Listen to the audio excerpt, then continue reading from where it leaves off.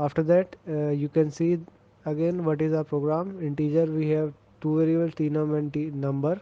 Then we created a scanner object. Then I asked to the user enter the number, then given the number as an object, and then said that result equals to 0, initialize result with the 0, and also initialize the decimal place equals to 1. Gave the statement if they ask that the number, if the number equals to 0, result equals to result plus 1 into decimal place. And then we gave the while statement for number is greater than 0, and then if statement number mod 10 equals to 0, then result equals to result into result plus result 1 into decimal place, number equals to number upon 10, decimal place equals to decimal place into 10, tnum equals to tnum plus result. So I have corrected that. Now I will run it. It is saying enter the number. I wrote 0, then it is giving number 1, and I will give a bigger string 1020, enter,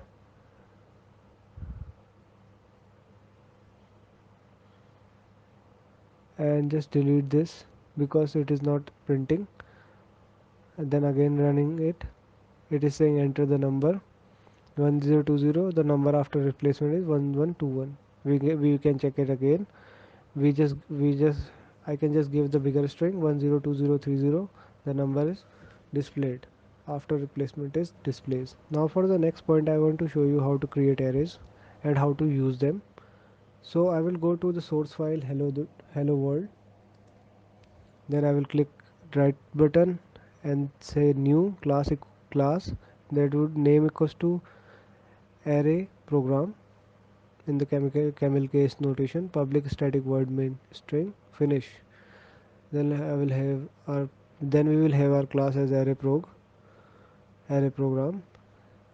Inside inside the main, I will write integer int with the square brackets space numbers would be the variable where this array is going to be stored. Then I will say new int and the size of the array. Now without the help of println method, I will just enter the values of this array. So I will say numbers with the square brackets. At the 0th position, I will give the number 4. At the first position, I will give number 7, and at the third position I am writing 2 for the third position. Just remember that the first number of the array always start with the 0 index position, or you can say n minus 1 index position. Now with the println method, I will say number and run this program,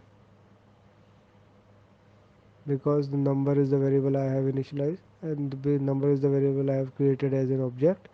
After running it, it is showing some illogical data.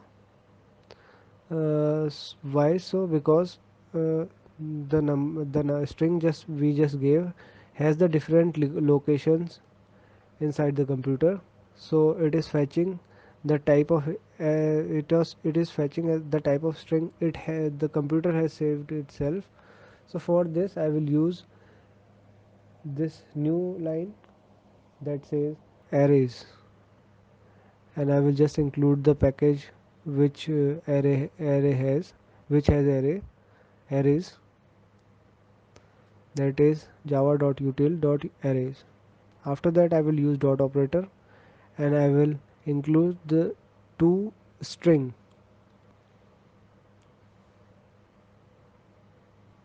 method,